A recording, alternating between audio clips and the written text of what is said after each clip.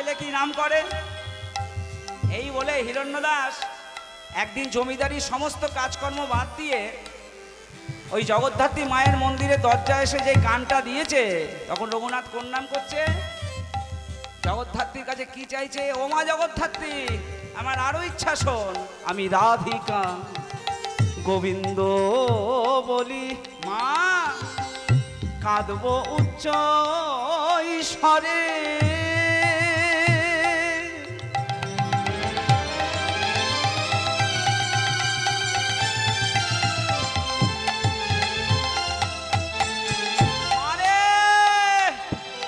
ভিজিবে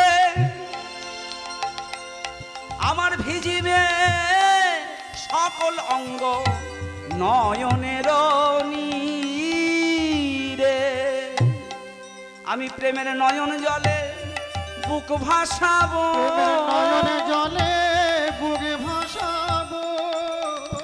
এ মা জগদ্ধাত্রী বল বল সেদিন আমার কবে বা হবে, যেদিন প্রেমের নয়ন জলে মুখ ভাসাবো, সেদিন আমার কবে বা হবে, প্রেমের নয়ন জলে বুক ভাসাবো। সেদিন আমার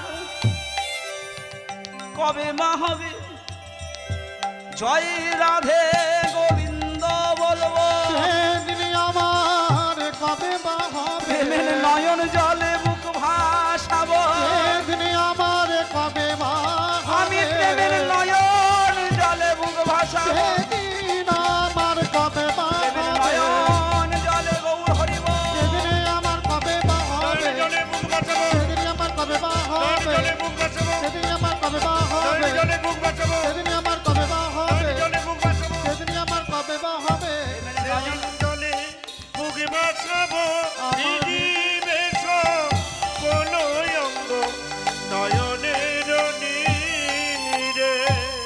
হিরণ্যদাস দরজাটা ধাক্কা দিয়েই জগদ্ধাত্রী মন্দিরের মধ্যে প্রবেশ করেছে। আমাকে মিথ্যা বলিস? ছি ছি ছি, এইটুকু ছেলে তুই আমাকে মিথ্যা, তুই বললি জগদ্ধাত্রী মন্দিরে প্রবেশ করে তুই মায়ের নাম করবি, আর তুই কি না ওই কেষ্টর নাম করিস? কীর্তন কি করতে চাস এই কীর্তন করে? তুই জমিদারের ছেলে, তোকে জমিদার হতে হবে, তোকে প্রজা শাসন করতে হবে, তোকে প্রজাদের থেকে কর আদায় করতে হবে। জেঠু এসব আমি কিচ্ছু চাই না, মান সম্পত্তি তোমাদের জমিদারি ধন কিচ্ছু চাই না। এই দাস দাসী কি চাস? কি চাই জানো জেঠু? এইবার করুণা করো ললিতা বিশাখা, সখ্য ভাবে শ্রীরাম সুবল কৃষ্ণের যত আদি সখা, তোমরা সবে মিলে করো দয়া পুরুক মোরা, প্রার্থনা করায় সদা নরোত্তম দাস। আমি ওই কৃষ্ণ নাম করতে চাই শুধু, আর কিচ্ছু নয়। গোবর্ধন দাদা, এই হুগলি জেলা সব থেকে বড় জ্যোতিষীকে ডাক। কেন দাদা? যা বলছি তাই কর, আমি রঘুনাথের কুষ্টি বিচার করব। ও মায়েরা, কুষ্টি বিচার আমি দেখতে চাই, ওর ভাগ্যে কি লেখা আছে। হুগলি জেলা সব থেকে বড় জ্যোতিষী এসে দিনক্ষণ দেখে যখন ওই কুষ্টি বিচার শুরু করলেন, আর কুষ্টি বিচারটা যেই সম্পূর্ণ করে বসে আছেন, হিরণ্যদাস বললেন, ও জ্যোতিষী বলো কি দেখলে? রঘুনাথ আমার চেয়ে বড় জমিদার হবে? কি গো, না আমার মতন হবে, না আমার চেয়ে ছোট হবে? বলো বলো, কুষ্টি বিচারে ওর ভাগ্যে কি লেখা আছে? আগে শুনলে সহ্য করতে পারবেন না মহারাজ। কেন? তুমি কি কোনো ফাঁড়া দেখলে ওর কুষ্টিতে? না মহারাজ, দেহজ ফাঁড়া বিপদ কিছু নেই, তবে আপনাদের জন্য ফাঁড়া বটে। আর সেই ফাঁড়াটা কি জানেন? আপনাদের এই ছেলের কুষ্টি বিচার করতে গিয়ে আমি দেখলাম, আপনি বলছিলেন না আপনার ছেলে জমিদার হবে কিনা, কিন্তু আমি দেখলাম এই ছেলে আপনাদের এই নয়নের মণি, এই রঘুনাথ। রঘুনাথ ও হিরণ্যদাস হইবে সন্ন্যাসী। মহারাজ তোমাদের এই রঘুনাথ হইবে সন্ন্যাসী। সে যে হবে না বিষয়ী, সে যে হবে না সংসারী, সদা ভজবে গৌর হরি। সে যে হবে না বিষয়ে, হবে না সংসারে, ভজবে হরি হরি। হরি হরি হরি বলবে, সদা হরি হরি হরি বলবে। পথে পথে ঘুরে ঘুরে সদা হরি হরি হরি বলবে। সে যে পথে পথে ঘুরে ঘুরে আহা মাধু করি মেঘে খাবে, পথে পথে ঘুরে ঘুরে রঘুনাথ মাধু করি মেঘে খাবে। পথে পথে ঘুরে ঘুরে দাঁড়ে দাঁড়ে ভিক্ষা করে, পথে পথে ঘুরে রঘুনাথ দাঁড়ে দাঁড়ে ভিক্ষা করে, পথে পথে ঘুরে ঘুরে দাঁড়ে দাঁড়ে ভিক্ষা করে, পথে পথে ঘুরে ঘুরে দাঁড়ে দাঁড়ে ভিক্ষা করে, পথে পথে ঘুরে দাঁড়ে দাঁড়ে ভিক্ষা করবে, পথে পথে ঘুরে দাঁড়ে দাঁড়ে ভিক্ষা করবে। সদা হরি হরি হরি হরি বলবে। সে যে হবে না বিষয়ী, হবে না সংসারী, সদা ভজবে গৌর হরি। সে যে হবে না বিষয়, হবে না সংসারে, ভজে হরি হরি। ভুল বিচার করেছো কুষ্ঠি, তুমি অঙ্ক কোথাও তোমার ভুল হয়েছে। এই জ্যোতিষী, মা জগদ্ধাত্রী এত বড় অন্যায় আমাদের সঙ্গে করতে পারে না। আগেই তো বলেছিলাম শুনলে সহ্য করতে পারবেন না। হ্যাঁ, ভাগ্যে যেটা আপনাদের আছে সেটাই হবে। আর যেটুকু বলার আমি বললাম। আমি আসি আসি মহারাজ। যেই জ্যোতিষী বিদায় নিলেন, গোবর্ধন দাস হিরণ্য দাসের গলাটা জড়িয়ে ধরে বলে উঠল, দাদা। কপাল তাহলে আমাদের পুরল বলো? যার হয় তার এমনিতেই তো হয় ও মায়েরা। আর শত চেষ্টা করেও যার হবে না, হতে পারবে না। এটা নিয়ম, যার হয়ে থাকে হয়ে আসে। দাদা, জগদ্ধাত্রী একটা মাত্র সন্তান সংসারে দিল, তা আবার সে কেড়ে নেবে দাদা? দাদা, এই জ্যোতিষীর কথা মিথ্যা হয় না দাদা। গোবর্ধন, এই অত চিন্তা করিস না। এ গোবর্ধন, অত চিন্তা করিস না। ওই জ্যোতিষীর মুখের কথা আমি মিথ্যা করে দেবো। আমার মনে হয় জ্যোতিষী ভুল করেছে, স্বীকার করতে চাইলো না। আর তার জন্য কি করতে হবে জানিস? রঘুনাথকে লেখাপড়া শেখাতে হবে। লেখাপড়া শিখে যখন রঘুনাথ পণ্ডিত হবে, তখন বুঝবে টাকা ছাড়া সব ফাঁকা। টাকা আছে তো তাই তার দাম দিচ্ছে না। ওরে, দাঁত থাকতে দাঁতের মর্ম কেউ বোঝে না। লেখাপড়া শিখুক, বুঝবে টাকা ছাড়া জগৎ অচল। ওকে তুই লেখাপড়া শিখতে পাঠাবার ব্যবস্থা কর। ভক্তমণ্ডলী মায়েরা, ভাগ্যবানের বোঝা ভগবানে বয়। রঘুনাথ দাসকে যে গুরুর কাছে লেখাপড়া শিখতে পাঠানো হলো, সেই গুরুদেবের নাম কি? বলরাম আচার্য। ভাগ্যবানের বোঝা ভগবানে বয়, এই কথাটা কেন বললাম? ওই বলরাম আচার্যই ছিল না একজন প্রকৃত কৃষ্ণ ভক্ত বৈষ্ণব। বুঝছেন? যেমন গুরু তেমন যদি শিষ্য পেয়ে যায়, এর বড় আনন্দ কিছু হবে? ও মায়েরা, ভক্তমণ্ডলী, আরেকটা কি হলো? এটা সোনায় সোহাগ। আবার কি হলো জানেন? যখন রঘুনাথ দাস বলরাম আচার্যের বাড়িতে পড়তে যেতেন, ওই বলরাম আচার্যের বাড়িতে কিছুদিনের জন্য এসে কে থেকেছিলেন? আমাদের এই কলিকালের মধ্যে যিনি সর্বশ্রেষ্ঠ ভক্ত, যিনি হলেন নামাচার্য হরিদাস ঠাকুর। 3 লক্ষ নাম না করে যিনি জলস্পর্শ করতেন না, হরিদাস ঠাকুর। তাহলে একে বলরাম আচার্য, তার মধ্যে হরিদাস ঠাকুর, তার মধ্যে রঘুনাথ দাস। জমে গেল খেলা, খেলা জমে গেল। বইপত্র সব শিখেই তুলে সারাদিন শুধু বৈষ্ণব রসতত্ত্ব আলোচনা, বৈষ্ণব রসতত্ত্ব আরাধনা। আর হরিদাস ঠাকুর যেখানে থাকবে সেখানে তো নাম হবে, তিনি নাম ছাড়া থাকতেন না। হরে কৃষ্ণ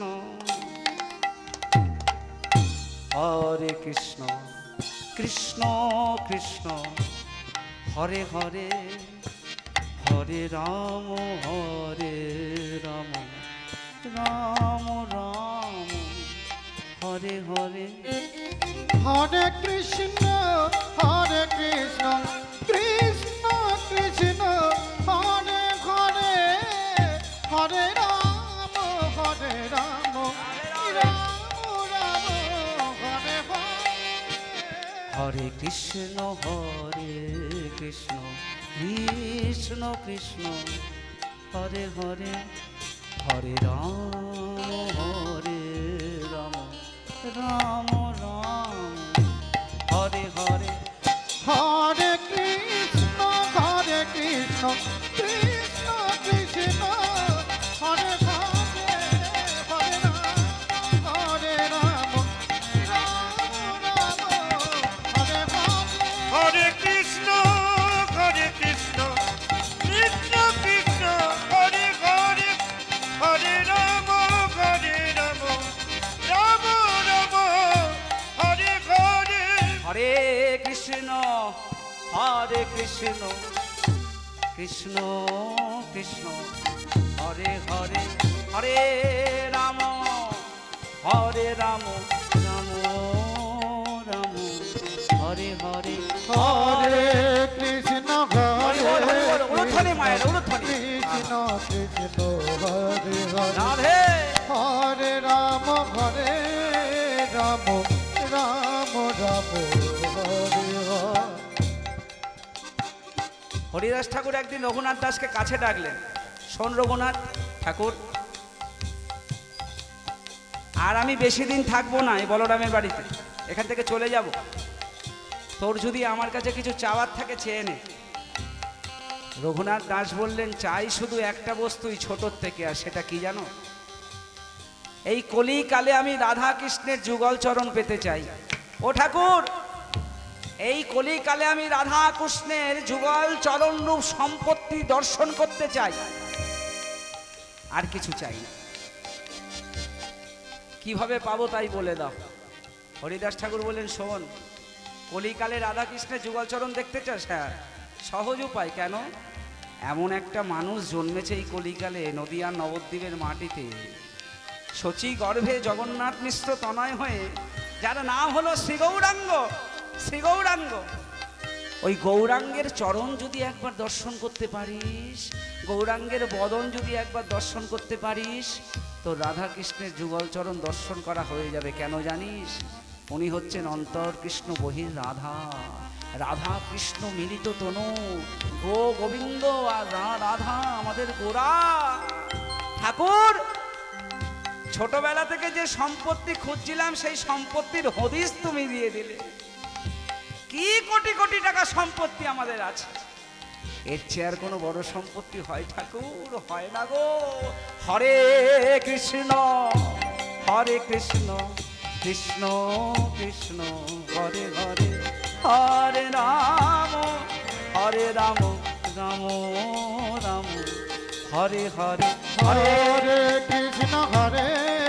কৃষ্ণ কৃষ্ণ কৃষ্ণ হরে হরে হরে রাম রাম রাম হরে হরে হরে কৃষ্ণ কৃষ্ণ কৃষ্ণ কৃষ্ণ হরে হরে হরে রাম রাম রাম রাম হরে হরে হরে কৃষ্ণ কৃষ্ণ হরি বল হরি বল। হরে রাম রাম রাম হরে হরে হরে কৃষ্ণ কৃষ্ণ কৃষ্ণ কৃষ্ণ হরে হরে হরে রাম রাম রাম হরে হরে। লেখাপড়া যখন সব শেষ হলো, মানে গুরুর বাড়ি থেকে এলো, হিরণ্য দাস খুব খুশি, ছেলে পণ্ডিত হয়েছে। জ্যাঠা রঘুনাথকে ডেকে বললো, রঘু জেঠু, আমার বড় পণ্ডিত ছেলে রে, আয় কাছে আয় আয় আয়। দুগালে চুম্বন দিয়ে ছেলেকে কোলে তুলে নিলেন। বাবা, অনেক লেখাপড়া শিখেছিস না? হ্যাঁ জেঠু, আমার ছেলে বড় পণ্ডিত হয়েছে। এই শোন না, আমি তোর মূর্খ জেঠু, আমি লেখাপড়া জানি না। ওই তোর এত যে পাণ্ডিত্য শিখেছিস, এত যে শাস্ত্র পড়েছিস, যে কোনো একটা শাস্ত্রের একটা তত্ত্ব কথা আমাকে শোনাবি বাবা। ও জেঠু, একটা শাস্ত্রের একটা তত্ত্ব কথা শুনলে কেন? যে তত্ত্ব শুনলে তুমি আমার মতো পণ্ডিত হয়ে যাবে, সর্বশাস্ত্রের সার তত্ত্বটা সেটাই তোমায় শোনাই, তুমি আমার মতো পণ্ডিত হয়ে যাবে। দেখেছো, এই না হলে আমার ছেলে পণ্ডিত তো সে, যে আরো দুজনকে পণ্ডিত করে, আরো 10 জনকে পণ্ডিত করে একটা তত্ত্ব দিয়ে। হ্যাঁ জেঠু, তাড়াতাড়ি বল বাবা, সেই তত্ত্বটা কি? তাড়াতাড়ি বল জেঠু। সকল শাস্ত্রের সার তত্ত্ব, মন দিয়ে শোনো জেঠু। সেই তত্ত্বটা কি জানো? যে কটা দিন আছো বেঁচে ওরে মন, হরিনাম নিতে যেন ভুলো না। যে কটা দিন আছো বেঁচে ওরে মন, হরিনাম নিতে যেন ভুলো না। জেঠু গো, যে কটা দিন আছো বেঁচে ওরে মন, হরিনাম নিতে যেন ভুলো না। যে কটা দিন আছো বেঁচে ওরে মন, হরিনাম নিতে যেন ভুলো না। যে কটা দিন আছো বেঁচে ওরে মন, হরিনাম নিতে যেন ভুলো না। ভুলে কেন রইলে দুকুল ও হারা? জেঠু, ভুলে কেন রহিলে দুকুলে হারালে? এই যে ভুলে কেন রইলে দুকুল হারালে? তুমি ভুলে কেন রইলে দুকুলে হারালে? সঙ্গে কোনো কিছু যাবে না। তুমি ভুলে কেন রইলে দুকুলে হারালে? সঙ্গে কোনো কিছু যাবে না। যে কটা দিন আছো বেঁচে ওরে মন, হরিনাম নিতে যেন ভুলো না। যে কটা দিন আছো বেঁচে ওরে মন, হরিনাম নিতে যেন ভুলো না। দুকুল কেন? হরিনাম ভুলে থাকলে দুকুল যাবে কেন? বলে একটা হলো সংসার কুল, আরেকটা হলো কৃষ্ণকুল। দুকুলই যাবে হরিনাম ভুলে থাকলে।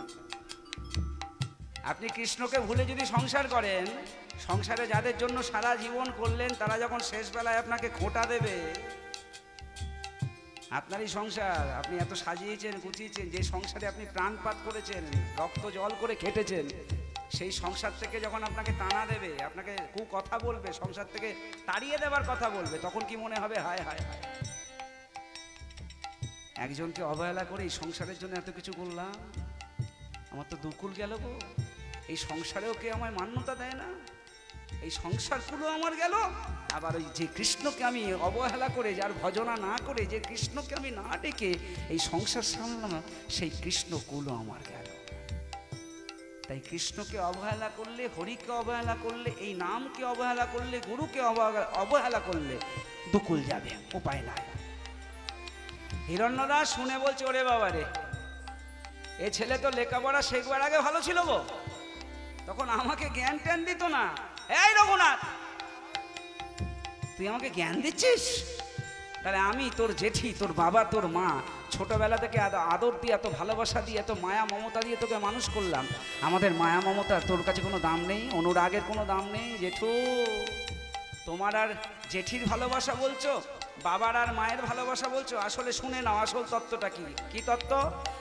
মাতা পিতা পরিবার তারা সুত সহোদর, আপন আপন মিছে ভাবনা। মাতা পিতা পরিবারে তারা সুত সহোদর, আপন আপন মিছে ভাবনা। মাতা পিতা পরিবার, দ্বারা শব্দের অর্থ স্ত্রী, সুত মানে ছেলে, সহোদর একই মায়ের পেটের ভাই অথবা দাদা। কি বললেন? মাতা পিতা পরিবার দ্বারা সুত সহোদর, আপন আপন মিছে ভাবনা। মাতা পিতা পরিবারে তারা সুত সহোদর, আপন আপন মিছে ভাবনা। ছেলে মেয়ে সংসার সকলই অসার। এই যে ছেলে মেয়ে সংসার সকলই অসার, কাজে কেউ তো আসবে না। ছেলে মেয়ে সংসারে সকলই অসার, কাজে তো কেউ আসবে না। যে কটা দিন আছো বেঁচে ওরে মন, হরিনাম নিতে যেন ভুলো না। তাই গৌর প্রেমানন্দে গৌর হরি হরি বল। বেঁচে ওরে মন, হরিনাম নিতে যেন ভুলো না। যে কটা দিন আছো বেঁচে ওরে মন, হরিনাম নিতে যেন ভুলো না। আর তোমার জন্য বিশেষ করে যে তত্ত্বটা জেনে এসেছি জেঠু, সারা জীবন তোমার মুখে শুধু বিষয়ের কথা শুনেছি, টাকা টাকা টাকা, টাকা ছাড়া তোমার মুখে কিছু শুনিনি। কি করবে এত বিষয় দিয়ে? কি বলছিস, কি করবে এত বিষয় দিয়ে? আসলে কি জানো জেঠু, তুমি একলা এসেছো, একলাই যেতে হবে, সঙ্গে তো কেউ যাবে না। তুমি একলা এসেছো, একলাই যেতে হবে, সঙ্গে তো কেউ যাবে না। বাল্যকালে খেলা করে কাটালে, যৌবন কামিনী ছাড়লে না। বাল্যকালে খেলা করে কাটালে যৌবনে কামিনে ছাড়লে না। বলে এগুলো জানি, নতুন কিছু বলুন। একলা এসেছি, একলা যেতে হবে, আমরা জানি না। নতুন কিছু শোনবার জন্য কীর্তন নয়, তবে জানা কথা বারবার শোনার জন্যই কীর্তন। ছোটবেলায় যখন পড়াশোনা করতাম তখন বারবার বাবা মা শিক্ষক বলতো না, এই জায়গাটা ভালো করে পড়, এটা পরীক্ষায় আসবে। পড়েছি তো বাবা, আরো পড়। পড়েছি বাবা, আরো 4 বার রিভিশন দে, ভালো করে পড়, মনে থাকবে, তার মাথায় ঢুকে যাবে, পরীক্ষার হলে গিয়ে আর ভুলবি না।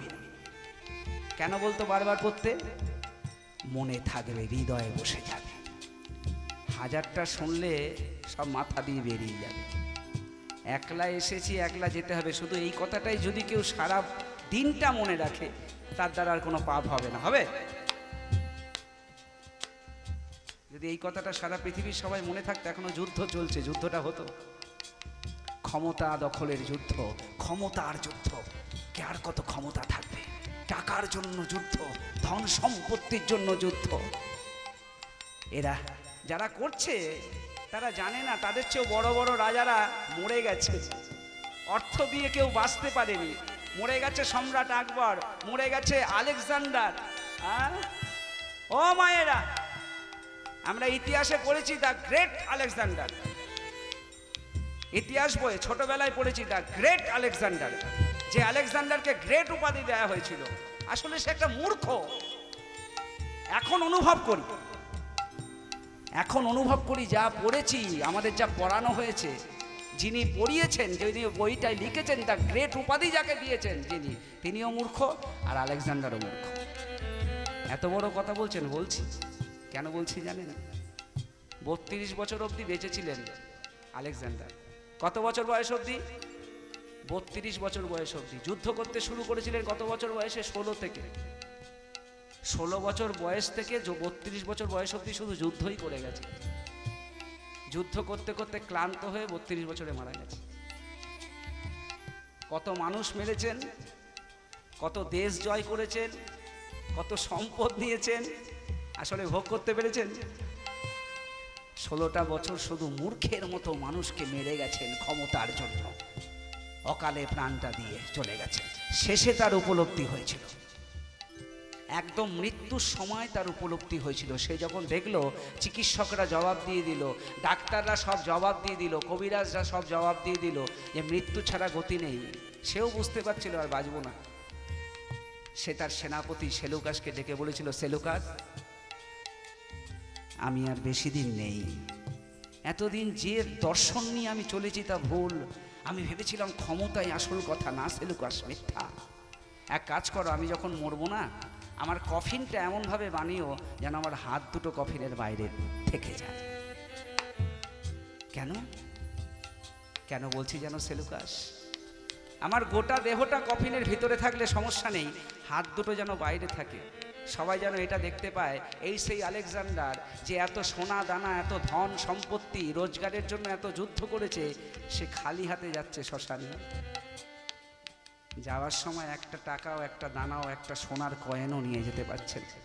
তাহলে আমাকে দেখে সবার শিক্ষা হবে, কেউ আর আমার মতো যুদ্ধ বিগ্রহ করে নিজের জীবনটাকে ধ্বংস করবে না, মানুষকে ভালোবাসবে, মানুষকে প্রেম দান করবে। ভক্তমণ্ডলী মায়েরা, উপলব্ধি, মূর্খ নয় বলুন।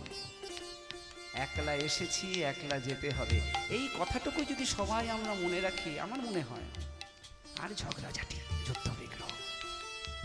এক সাধু এসেছিল গ্রামের বাইরে, সেই সাধু কল্পতরু সাধু, যে যা চাইছে তাকে তাই দিচ্ছে। তা সারাদিন সাধুর কাছে গ্রামের সবাই যা চেয়েছে তাই পেয়েছে, কিন্তু গ্রামের মধ্যে সব থেকে যে লোভী লোকটা, সে সাধুর কাছে যায়নি। সে চিন্তা করেছে আমার তো অনেক দরকার, লোভী লোকের বেশি দরকার। সে চিন্তা করেছে আমি রাত্রিবেলা যাব। একটু গভীর রাতে সে সাধুর কাছে গেছে। সাধু তখন বিশ্রাম নিচ্ছে গাছের তলায়। সাধুকে গিয়ে ডেকে বলছে, ও সাধু বল, তুই নাকি যে যা চাইছো তাকে তাই দিচ্ছ। দিচ্ছি তো, দিয়েছি তো, তুই কি চাস বল। বলে শোনো, আমি ওদের মতো নয়, আমার অনেক দরকার। কি দরকার শুধু তাই বল না। বলে আমার অনেক জমি জমা, অনেক অনেক অনেক বড় লোক হতে চাই আমি, অনেক জমির মালিক। বলে বেশ, পাবি। কি করতে হবে বলো। বলে আগামী দিন সকালে সূর্য উঠবে আর তুই দৌড়াতে শুরু করবি। হ্যাঁ, সূর্য উঠবে আর তুই দৌড়াতে শুরু করবি। তুই হেঁটে দৌড়ে যত জমি পার করবি, কথা দিলাম সব জমি তোর। লোভী লোকটা শুনেই এত আনন্দ হয়েছে, বলছে শুধু সূর্য উঠতে দাও, তারপরে দেখছি। বলে শোন বাবা, আরেকটা শর্ত আছে। কি? সূর্য ওঠার পর তুই দৌড়তে শুরু করবি, হাঁটতে শুরু করবি, যত জমি পার করবি সব তোর।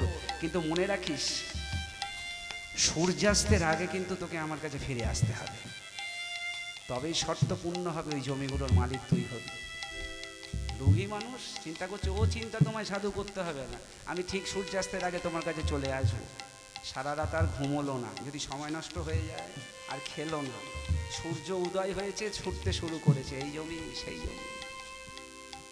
আর এই জমির নেশা, টাকার নেশা যার একবার হয়, বুঝেছে? বহু মানুষকে দেখেছি সারাটা জীবন শুধু টাকা রোজগার করেই কাটিয়ে দিই।